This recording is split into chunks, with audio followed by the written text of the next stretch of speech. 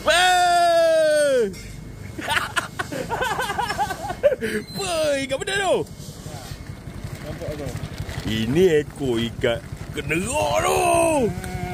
Tiba. Wah. Adalah Pok Mat. Kawan Pok Mat kasut kulit. Bosok. Oh, itu pun ada. Tiba.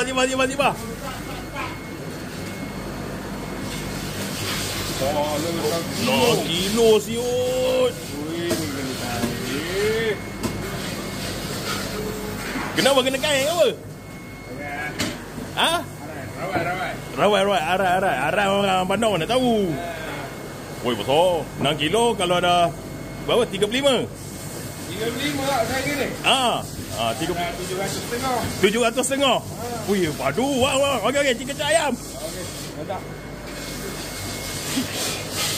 Padu tu awak punya matematik 600 setengah.